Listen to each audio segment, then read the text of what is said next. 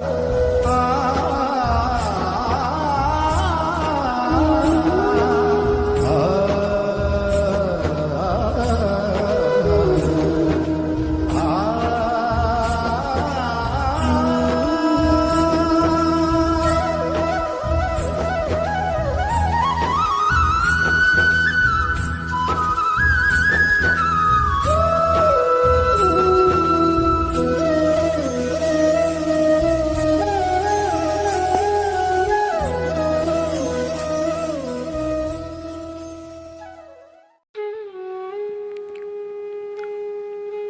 కృష్ణ. వాల్మీకి రామాయణం వింటున్న భక్తులందరికీ నా హృదయపూర్వక నమస్కారములు తెలియజేస్తున్నాను. మనము ప్రస్తుతము యుద్ధకాండను పఠిస్తూ ఉన్నాం. ఏ విధంగా ఈ యుద్ధంలో శ్రీరాముని వైపు నుంచి రావణాసురుడి వైపు నుంచి కూడా ముఖ్యమైన రాక్షసులు చాలామంది కూడా, అలాగే వానరులు కూడా మరణించడం జరిగింది. అయితే శ్రీరాముడు, హనుమంతుడు, సుగ్రీవుడు వీరందరూ కలిసి ఎంతోమంది ఈ రావణాసుడి యొక్క తమ్ముడిని కానీ పుత్రుల్ని చాలామందిని వధించడం జరిగింది. ఆ విధంగా యుద్ధము భయంకరంగా జరుగుతూ ఉంది.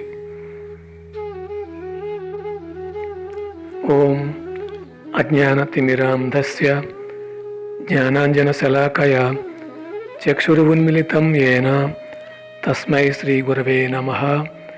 శ్రీచైతన్యమనోభీష్టం స్థాపితం యేన భూతలే స్వయం రూపా కదా మహ్యం దదాతి స్వపదాంతికం.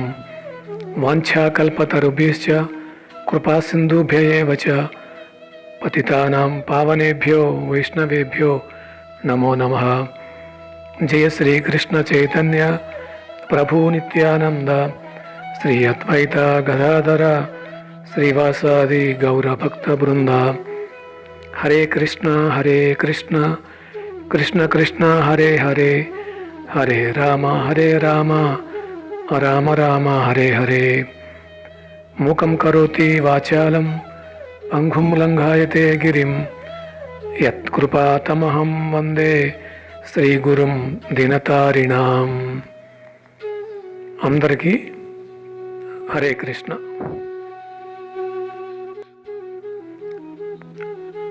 తన అగ్రజుడు వధించబడడం చూసిన నికుంభుడు దిక్కులు దద్దరిల్లేటట్లు చేస్తున్న గర్జనలకు, అతని ప్రచండ గదా చాలనానికి వానరులు, రాక్షసులు అందరూ భయంతో నిశ్చేష్టులైనారు. హనుమంతుడు తన ఎదుటకు రాగా నికుంభుడు తన భయంకరమైన గదాయుధంతో అతని వక్షస్థలం మీద మోదాడు. అయితే మహాశక్తిమంతుడైన హనుమంతుడిని తాకిన వెంటనే ఆ గద 100 శకలాలై రాలిపోయింది. అంతటా హనుమంతుడు పిడికిలి బిగించి నికుంభుని వక్షస్థలం మీద గట్టిగా కొట్టగా ఆ రాక్షసుడు దిమ్మరిపోయి వెనుకకు పడ్డాడు. అయితే తిరిగి కోలుకుంటూనే నికుంభుడు హనుమంతుణ్ణి తన బావులతో పట్టివేసి అతన్ని మోసుకుపోసాగాడు. హనుమంతుడు కొద్దిసేపట్లోనే నికుంభుని పట్టు నుండి విడిపించుకొని తన ప్రత్యర్థిని నేలకేసి కొట్టాడు. అంతటా హనుమంతుడు తన శత్రువు మీదకు లంఘించి తన మోకాళ్లతో అతన్ని నుగ్గు చేయసాగాడు. అదే సమయంలో వాయుదేవుని వీరపుత్రుడు నికుంభుని మెడను పట్టుకొని మెలిత్రిప్పి సగడంతో చివరకు ఆ రాక్షసుని శిరస్సు అతని దేహం నుండి వేరుపడిపోయింది. ఈ భయానక కృత్యాన్ని వీక్షించిన వానరులు హర్షధ్వానాలు చేశారు. నికుంభుని మరణవార్త అందగానే రావణుడు కరుణిపుత్రుడైన మహారక్షకుడనే వాణ్ణి రామలక్ష్మణులతో పోరాడడానికి వెళ్ళమని ఆదేశించాడు. మహారక్షుడు తన బలపరాక్రమాల గురించి ప్రగల్భాలు పలుకుతూ యుద్ధభూమిని సమీపించాడు. కానీ కలుగనున్న పరాజయాన్ని సూచిస్తూ దుశ్శకునాలు కనిపించాయి. అతని సారథి చేతుల్లో నుండి చర్ణకోల జారిపడింది. అతని ధ్వజశూలం నేల కొరిగింది. అతని అశ్వాలు నిస్పృహగా కనిపిస్తూ అశ్రుశక్త నేత్రాలతో తప్పటడుగులు వేశాయి. అదేవిధంగా ఒక తీవ్రమైన ధూళి తుఫానుకు ఆకస్మికంగా చెలరేగిన నిరాశను, అంధకారాన్ని తెచ్చింది. అయితే మహారక్షుడు మాత్రం ఈ శకునాలని వేటిని లక్ష్యపెట్టక ధైర్య విశ్వాసాలతో యుద్ధభూమిని సమీపించాడు. యుద్ధం మొదలవుతూనే మహారక్షుడు పలువురు వానరులను తన బాణాలతో వధించాడు. అంతటా రాక్షసులు విజయోత్సాహంతో గర్జనలు చేయగా వానరులు ప్రాణాలు దక్కించుకోవడానికై పారిపోగా రాముడు తన ధనుస్సును చేబూని రాక్షసుల మీద కుంభవృష్టి మాదిరిగా శరపరంపర కురిపించాడు. అంతటా క్రుద్ధుడైన మహారక్షుడు పరుష వచనాలతో రాముణ్ణి సవాలు చేశాడు. రాముడు మాత్రం నవ్వుతూ, ఓ గర్విత మూర్ఖుడా, ఒట్టి మాటలతో ఎన్నడూ ఏ యుద్ధం గెలబడలేదు అన్నాడు. అంతటా మహారక్షుడు ఒకదాని వెంట ఒకటిగా శరప్రవాహాన్ని వదలగా రాముడు తన బాణాలతో వాటన్నింటినీ ఛేదించాడు.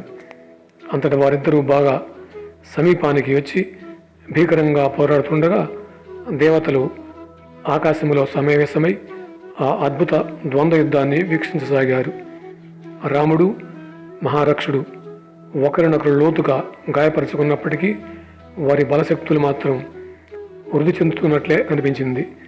నిజానికి వారు వదిలిన అసంఖ్యాకమైన బాణాల వల్ల యుద్ధభూమి సరిగా కనిపించకుండా పోయింది. అంతటా రాముడు ఆగ్రహంతో జ్వలిస్తూ మహారక్షుడి ధనుస్సును సగానికి విరిచి అతని రథాన్ని తుత్తినేలు చేసి అతని సారథిని అశ్వాలను వధించాడు. మహారక్షుడు భగ్నరథం మీద నుండి క్రిందికి దుమికి తనకు రుద్రుడు ప్రసాదించిన శూలాన్ని తీసుకొని దానిని రాముని మీదకు వదిలాడు. అయితే రాముడు తన బాణాలతో దానిని ముక్కలు చేశాడు. ఆ పైన రాముడు ఆగ్నేయాస్త్రాన్ని ఎక్కుపెట్టగా మహారక్షుడు పిడికిలి బిగించి చేయి పైకెత్తి ఉన్మాదంగా ఆయన వైపు తీసుకుని రాసాగాడు. కానీ ఆ రాక్షసుడు తనను చేరేలోగానే రాముడు తన దివ్యాస్త్రంతో మహారక్షుడి హృదయాన్ని ఛేదించి అతన్ని వధించాడు. తమ నాయకుని వదన చూచిన రాక్షస సేన లంకకు పారిపోయారు. ఆ తర్వాత రావణుడు ఇంద్రజిత్తును తిరిగి రణరంగంలో ప్రవేశించవలసిందిగా ఆదేశించాడు. రాకుమారుడు మరలా తన యజ్ఞవాటికకి వెళ్ళి తన మహిమను అపరిమితంగా వృద్ధి చేసుకోగలడానికై యజ్ఞాగ్గిలో ఆజ్యాన్ని ఆహుతి చేశాడు. ఇంద్రజిత్తు మరొక మేకను మెడబట్టి తెచ్చి దానిని ఆహుతిగా అగ్నిలోకి విసిరాడు. అంతకుముందు వలనే అగ్నిదేవుడు స్వయంగా అతని ఎదుటకు వచ్చి ఆహుతిని స్వీకరించగా అగ్ని ఉజ్వలంగా ప్రజ్వరిల్లింది. అంతటా ఇంద్రజిత్తు తన రథాన్ని ఆయుధాల అన్నింటినీ బ్రహ్మదేవుని శక్తితో రక్షణ కల్పించి రథాన్ని అధిరోహించాడు. ఆ తర్వాత కొద్దిసేపటికి ఇంద్రజిత్తు ఆకాశములో తన అదృశ్య స్థానంలో నిలిచి రామ లక్ష్మణుల మీద ఆయుధాలను వర్షించసాగాడు. దశరథ నందనులు దివ్యాస్త్రాలతో ఇంద్రజిత్తుపై ఎదురు దెబ్బతీయాలని యత్నించారు. కానీ శక్తిమంతుడైన రావణపుత్రుణ్ణి అవేవి స్పర్శించలేకపోయాయి. అంతటా ఇంద్రజిత్తు తన మాయా ప్రభావంతో చీకట్లు సృష్టించి రామలక్ష్మణులపై శర పరంపర వర్షించి వారిని తీవ్రంగా గాయపరిచాడు. పైనుంచి బాణాలు బయలుదేరుతున్న దిక్కుగా శరప్రయోగం చేసి రాముడు ఇంద్రజిత్తును కొట్టాడు. కానీ ఆ రాక్షస వీరుడు ధైర్యం కోల్పోయినట్లు లేదు. చివరకు తమ నిస్సహాయ స్థితికి లక్ష్మణుడు నిస్పృహ చెంది, ఇప్పుడిక నేను బ్రహ్మాస్త్రాన్ని ప్రయోగించి రాక్షసులందరినీ ఒక్కముడిగా సర్వనాశనం చేస్తాను అని ప్రకటించాడు. అందుకు రాముడు బదులిస్తూ, ప్రియ సోదర, ఒక శత్రువుతో యుద్ధం చేస్తున్నప్పుడు యుద్ధంలో పాల్గొనకుండా ఉన్న ఇతరులను వధించడం ధర్మం కాదు. ఈ శక్తిమంతుడైన రాక్షసుని తుదముట్టించాలని నేను కూడా ఎంతో ఉత్సుకతతో ఉన్నాను. అయితే ఉపయోగపట్టు, మనం మరిన్ని దివ్యాస్త్రాలను అతని మీద ప్రయోగిద్దాం అన్నాడు. అంతటా ఇంద్రజిత్తు తను రాముడు త్వరితంగా సంహరించే ఉద్దేశంతో ఉన్నాడని గ్రహించాడు. దానితో హడావుడిగా లంకకు చేరుకున్నాడు. ఆ తర్వాత కొద్దిసేపటికే మరలా యుద్ధభూమికి వచ్చాడు. అయితే ఈసారి మాయా సీతను వెంటబెట్టుకుని వచ్చి తాను దృశ్యమానంగానే ఉండాలని నిర్ణయించుకున్నాడు. తమ ఎదుట ఇంద్రజిత్తును చూసిన వానరులంతా దాడి చేయడానికి హనుమంతుడి నాయకత్వంలో ముందుకు దూసుకు వెళ్ళారు. అయితే రథం మీద సీత కూడా కూర్చొని ఉండడం చూడగానే వారు అమితంగా నిస్పృహ చెందారు. అంతటా వానరులు నిస్సహాయులై చూస్తుండగా ఇంద్రజిత్తు సీతను జుట్టు పట్టుకొని కత్తి దూశాడు. మాయా సీత రామ రామ అని ఎలుగెత్తి రోధించింది. ఇంద్రజిత్తు ఆమెను పిడికత్తితో పొడిచాడు. హనుమంతుడు దుర్భరమైన ఆవేదన చెంది, రాక్షసులందరిలో నీవు అధమాధముడు, స్త్రీ హంతకుల కోసం ప్రత్యేకించబడిన నరకములో నీవు త్వరలోనే శిక్ష అనుభవించడం తథ్యమని చెబుతున్నాను అని అరిచాడు. ఈ మాటలంటూ హనుమంతుడు పలువురు వానరులు వెంటరాగా ఇంద్రజిత్తు వైపు దూసుకు వెళ్ళాడు. అయితే ఆ రాక్షసుడు తన బాణాలతో వారినందరినీ వెనుకకు తరిమాడు. ఇంద్రజిత్తు, ఇదిగో చూడండి, నేను సీతను వధిస్తున్నాను. యుద్ధంలో విజయం సాధించదలసిన వ్యక్తి శత్రువుకు బాధ కలిగించేందుకు సుముఖంగా ఉండాలి అన్నాడు. అంతటా ఇంద్రజిత్తు తన ఖడ్గాన్ని తీసి మాయాసీత దేహాన్ని బలంగా ఏటవాలుగా ఖండించగా ఆమె తక్షణమే నేలపై రక్తమడుగులో కూలింది. అంతటా ఇంద్రజిత్తు హనుమంతునితో, సీతను రక్షించాలని మీరు చేస్తున్న ప్రయత్నాలన్నీ బూడిదలో పోసిన పన్నీరేనని నిరూపిస్తూ ఆమె ఇప్పుడు మరణించింది, చూశారు కదా అంటూ ములుకుల్లాంటి పలుకులతో బాధించాడు. అంతటా ఇంద్రజిత్తు బిగ్గరగా గర్జించడంతో వానరులు చెల్లా చెదురైనారు. పిరికితనం చూపుతూ పారిపోతున్న వానరులను హనుమంతుడు మందలించాడు. అంతటా సైనికులు సమీకృతులైనారు. హనుమంతుడు ప్రతీకారాచ్యతో రాక్షసులను మూకుమ్మడిగా సంహరించసాగాడు. చాలా దూరం నుండి హనుమంతుడు ఒక పెద్ద శిలను ఇంద్రజిత్తు రథం మీదకు విసిరాడు. శిలను తెప్పించుకోవడానికి ఆ రాక్షసుడు శీఘ్రమే జాగ్రత్త తీసుకున్నాడు. ఆ శిల నేల మీద పడుతూ పలువురు రాక్షస సైనికులను నొక్కు చేసి నేలను చీల్చుకుంటూ భూగర్భంలోకి ప్రవేశించింది. హనుమంతుడు అనేక మంది రాక్షసులను సంహరిస్తూనే ఉన్నాడు.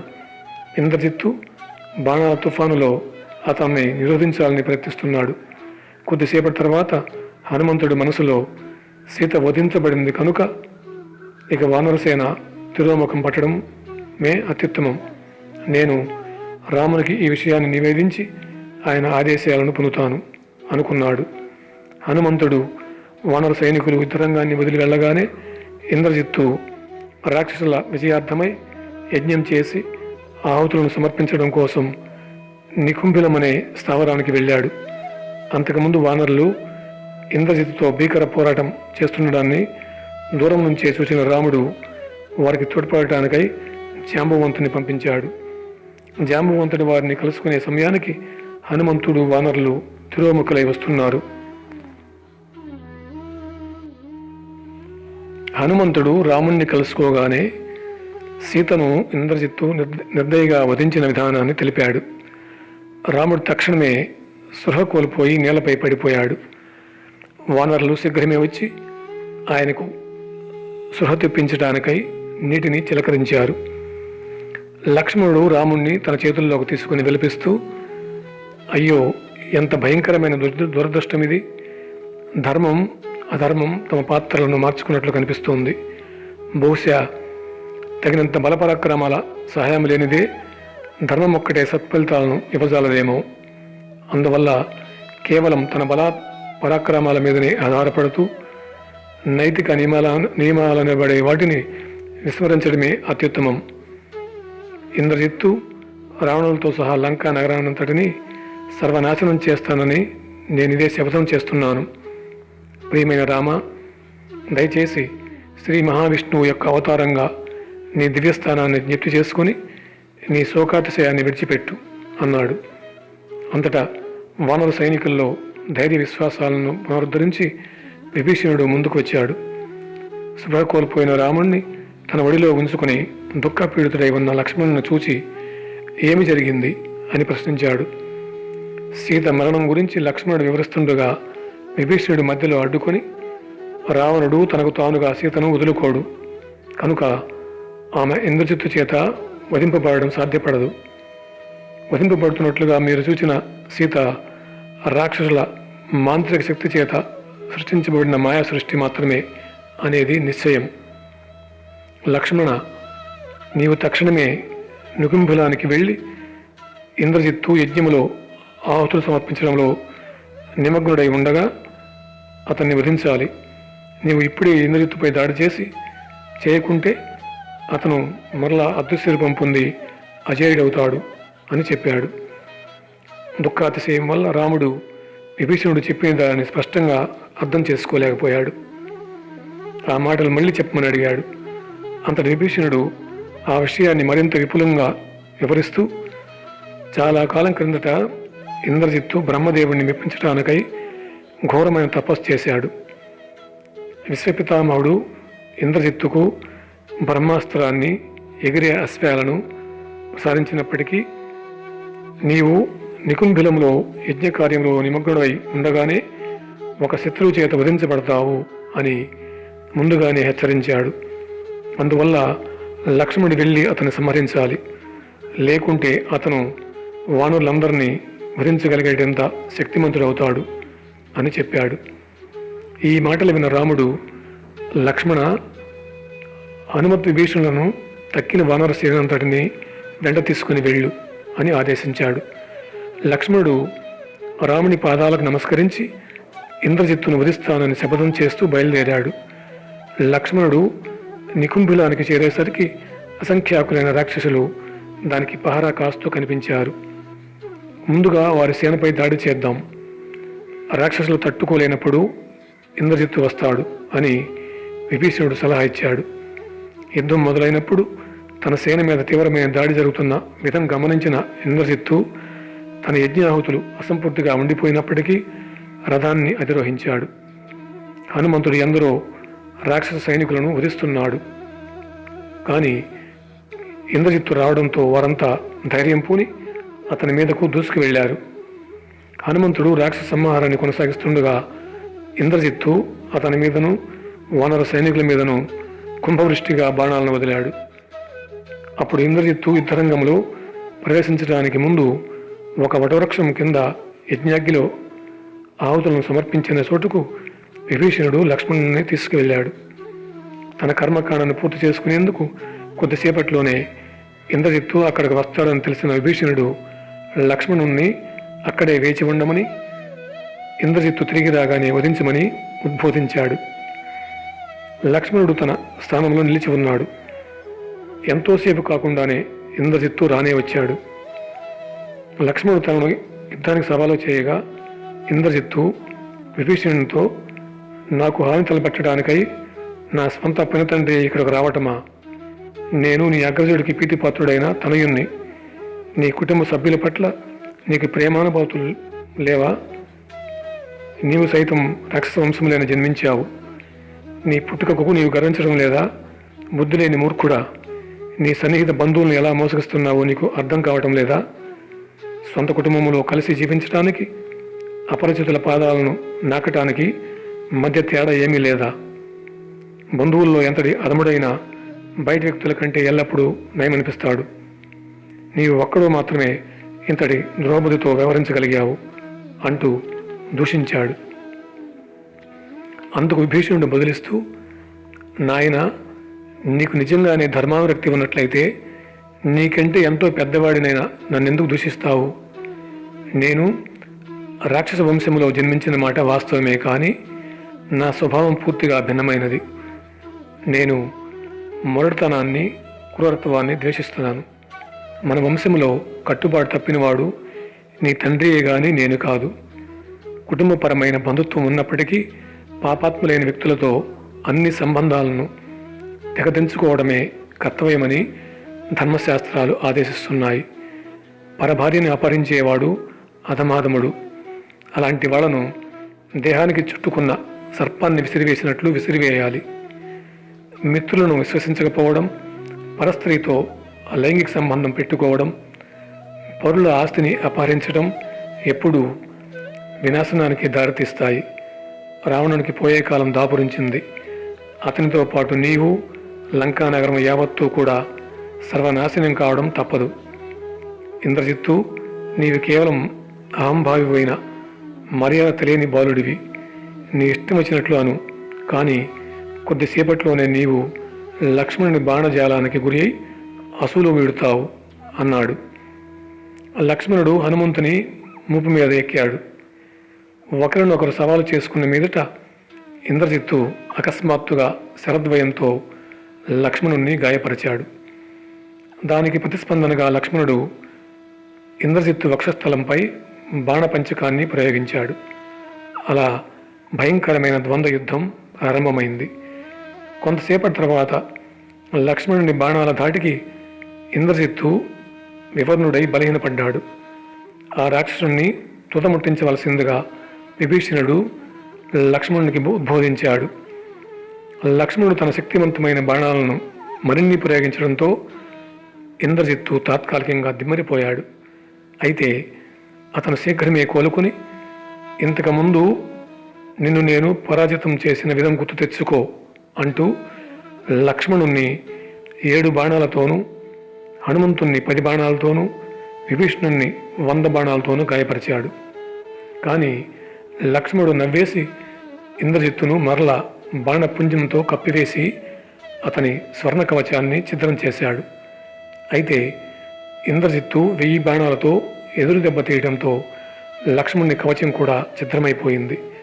అలా ఎవరికి గానిపై చేయి దక్కినట్లు కనిపించలేదు. యుద్ధం చాలాసేపు కొనసాగింది. లక్ష్మణుడు, ఇంద్రజిత్తు ఒకరిపై ఒకరు బాణాలతో దాడి చేసుకుంటూనే ఉన్నారు. ఉభయులు విజయ సాధనకు కృతనిశ్చయులై ఉన్నారు. అసంఖ్యాకమైన బాణాలు వారి దేహాలను తొలుచుకుంటూ వెళ్ళి భూమిలోకి ప్రవేశించడంతో వారి నుండి విపరీతమైన రక్తస్రావం జరిగింది. నిరోధించబడి పతనమైన బాణ సమూహాలు దర్భల మాదిరిగా నేల అంతటా విస్తరించి ఉన్నాయి. లక్ష్మణుడు గాని ఇంద్రజిత్తు గాని అలసిపోలేదు. వారు పోరాడుతుండగా తన అగ్రజుని కుమారునితో పోరాటానికి మనసొప్పక విభీషణుడు ఇతర రాక్షసులపై దాడి చేశాడు. ఉభయ సేనల మధ్య యుద్ధం ఉగ్రరూపాన్ని దాల్చగా జాంబవంతుడు చెలరేగిపోయాడు. లక్ష్మణుడు తన మీద నుంచి కిందకు దిగేటట్లు చేసి హనుమంతుడు కూడా రంగంలోకి దిగి వేలాదిగా రాక్షసులను హతమార్చుతూ పోయాడు. సూర్యుడు క్షితిజ రేఖ దిగువకు దిగిపోగా లక్ష్మణుడు ఇంద్రజిత్తు విడిచిన నిరంతర బాణాప్రవాహం చేత కప్పబడి ఆకాశం గాఢాంధకారమైంది. వారి బాహువుల చలనం గమనించడానికి వీలులేనంత వేగంగా వారిద్దరి ధనుస్సులు పనిచేశాయి. లక్ష్మణుడు విడిచిన ఒక బాణం ఇంద్రజిత్తు యొక్క సారథిని శిరచ్ఛేదనం చేయడంతో ఆ రాక్షసుడు తన రథాన్ని తోలుకుంటూనే బాణప్రయోగం చేయవలసి వచ్చింది. దీనితో లక్ష్మణునికి తన ప్రత్యర్థిని మరింత సులువుగా గాయపరిచే అవకాశం లభించింది. కొద్దిసేపటి తర్వాత ఇంద్రజిత్తు శక్తిని కోల్పోసాగాడు. 4 వానర యోధులు ఇంద్రజిత్తు యొక్క అస్త్రాల మీదకు లంఘించి తమ వాడి అయిన కూరలతోనూ పంజాలతోనూ వాటిని ముక్కలుగా చీల్చివేశారు. ఆ పైన వానరులు రథాన్ని తుత్తునీలు చేశారు. ఇంద్రజిత్తు నేల మీదకు దిగక తప్పలేదు.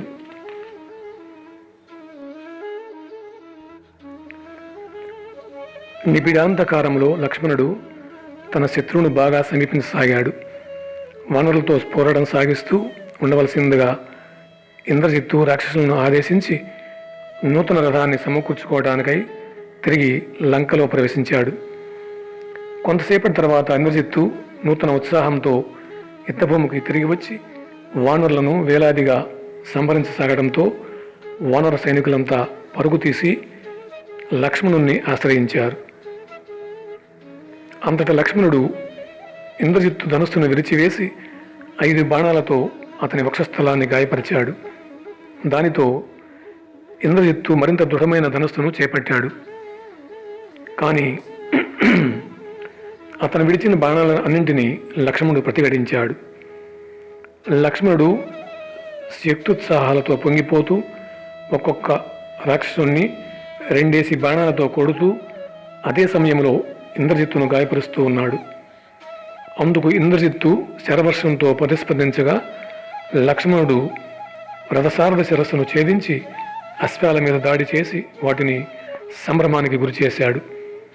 అంతసేపు ఇంద్రజిత్తు విడిచిన బాణాలు లక్ష్మణుని కవచానికి తగిలి క్రింద పడిపోయాయి. లక్ష్మణుని కవచం దుర్భేద్యమని తలంచిన ఇంద్రజిత్తు ఆయన నుదుటి మీద బాణప్రయోగం ప్రారంభించాడు. తాను గాయపడినప్పటికీ లక్ష్మణుడు శీఘ్రమే ఇంద్రజిత్తు ముఖం మీద 5 బాణాలతో కొట్టాడు. అంతటా ఇంద్రజిత్తు విభీషణుని ముఖంపై 3 బాణాలను నాటగా అతను క్రోధావేశంతో తన గదను చేబూని తన అగ్రజుని పుత్రుని వైపు దూసుకు వెళ్ళాడు. విభీషణుడు తన అశ్వాలను చితుకగొట్టి చంపడంతో ఇంద్రజిత్తు రథం మీద నుండి కిందకు దుమికి తన పినతండ్రిపైకి ఒక శూలాన్ని విసిరాడు. ఆ సమయంలో లక్ష్మణుడు జోక్యం చేసుకుంటూ ఆ శూలాన్ని తన బాణాలతో తుత్తునీలు చేశాడు. అంతటి విభీషణుడు ఇంద్రజిత్తు వక్షస్థలాన్ని 5 బాణాలతో భేదించగా ఇంద్రజిత్తు ఒక భయానకమైన యమాస్త్రాన్ని తన వింటినారికి సంధించాడు. ఈ ప్రమాదాన్ని చూసిన లక్ష్మణుడు తనకు స్వప్నంలో కుబేరుడు ప్రసాదించి ఉన్న ఒక అద్భుతమైన అస్త్రాన్ని తీశాడు.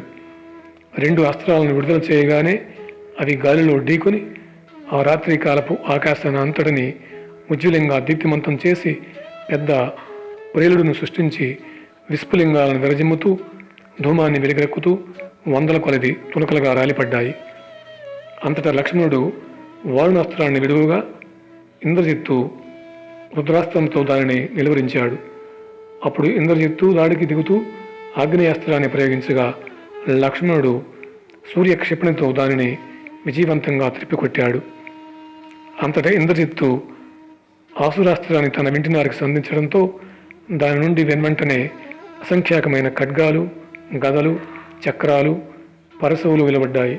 అయితే ఒక రుద్రాస్త్రాన్ని ప్రయోగించి లక్ష్మణుడు దానిని నిర్వీర్యం చేశాడు. ఇంద్రజిత్తు క్రమంగా ధైర్యోత్సాహాలను కోల్పోసాగాడు. సరిగా అప్పుడే లక్ష్మణుడు స్వర్గాధిపతి అయిన దేవేంద్రునికి చెందిన ఒక అద్భుత అస్త్రాన్ని ఎంచుకున్నాడు. అజేయమైన ఆ అస్త్రాన్ని వింటినారికి తగిలించి ఆకర్ణంతము నారిని లాగి లక్ష్మణుడు, ఓ దివ్య లోకాధిపతి, రాముడు గనక నిజంగానే పౌరుషంలో ఎదురులేనివాడు, సత్యధర్మాలకు ఆశ్రయం అయినట్లయితే ఈ అస్త్రం రావణపుత్రుని వధించుగాక అని ప్రార్థించాడు. ఉజ్వలమైన ఆ అస్త్రం అతి వేగంగా గగనతలాన పయనించి శ్రీరాముని వానర సేనకు మహా అవరోధంగా ఉంటూ వచ్చిన రాక్షసుడైన ఇంద్రజిత్తు యొక్క శిరస్సును ఛేదించి వేసింది. భీతవాహులైన రాక్షసులు తలా ఒక దిక్కుగా పరుగులు తీయగా వానరులు హర్షధ్వానాలు చేస్తూ గంతులు వేశారు. ఆకాశంలో దేవతలు, ఋషులు లక్ష్మణుని ఘన విజయాన్ని కీర్తిస్తూ హర్షోన్మాదంతో నినదించారు. అంతటా దివౌకసులు వీరుల మీద వర్షాన్ని కురిపించగా వానరులు ఆనంద ఉత్సాహాలతో నాట్యం చేస్తూ తమ వాలాలను జుళిపిస్తూ జయ రామ జయ లక్ష్మణ అంటూ ఎలుగెత్తి నినాదాలు చేశారు. పూర్తిగా అలసిపోయి తీవ్రంగా గాయపడిన లక్ష్మణుడు విభీషణ హనుమంతుల మీదకు ఒరిగి రాముడికి ప్రదక్షిణ నమస్కారాలు చేయడానికై ఆయన ఎదుటకు వచ్చాడు. అంతటి విభీషణుడు ఇంద్రజిత్తు యొక్క పరాజయ వృత్తాంతాన్ని అంతటినీ వివరంగా వర్ణించి చెప్పాడు. దానిని శ్రద్ధగా ఆలకిస్తూ రాముడు అలౌకికమైన ఆనందాన్ని అనుభవించాడు. లక్ష్మణుని అభినందించి అమిత వాత్సల్యంతో అతని తలని ఆఘ్రాణించి రాముడు, ఇంద్రజిత్తు రావణునికి కుడిభుజం వంటివాడు. 3 దివారాత్రాల యుద్ధానంతరం అతనిప్పుడు వధించబడ్డాడు గనుక ఇక రాక్షసరాజు పోరాటానికి రావడం తథ్యం అన్నాడు. ఇంద్రజిత్తు యొక్క అస్త్రాల వల్ల కలిగిన అసంఖ్యాకమైన గాయాల బాధతో లక్ష్మణుడు వేదన చెందుతున్నాడు. అందువల్ల ఆయనకు గాయపడిన వానరులందరికీ కూడా చికిత్స చేయవలసిందిగా రాముడు సుశేషణుణ్ణి ఆదేశించాడు. అటుపై సుశేషణుడు ఒకానొక ఔషధి యొక్క ఆవిరులను లక్ష్మణుని చేత ఆగ్రహింపచేయగా దానితో తన బాధ అంతా మటుమాయమై తన గాయాలు ఒక్కసారిగా నయం కావడంతో లక్ష్మణుడు ఎంతగానో ఆనందించాడు. లక్ష్మణుడు విభీషణుని సహాయంతో ఇంద్రజిత్తును వధించిన వృత్తాంతాన్ని రావణునికి అతని సచివులు తెలియజేశారు. ఈ వార్త వింటూనే రావణుడు స్పృహ కోల్పోయి తరువాత ఎంతో సేపటికి గాని తిరిగి స్పృహలోకి రాలేదు. తన ప్రియతముడైన వారసుని మరణానికి రావణుడు ఎంతగానో విలపించాడు. క్రోధోన్మాద వివసుడై రావణుడు సీతను వధించి ప్రతీకారం తీర్చుకోవాలని నిర్ణయించుకున్నాడు. ఈ విషయాన్ని ప్రకటిస్తున్నప్పుడు అతని మహోగ్ర రూపాన్ని చూసి ఇతర రాక్షసులు భయంతో దాగి నిలిచారు.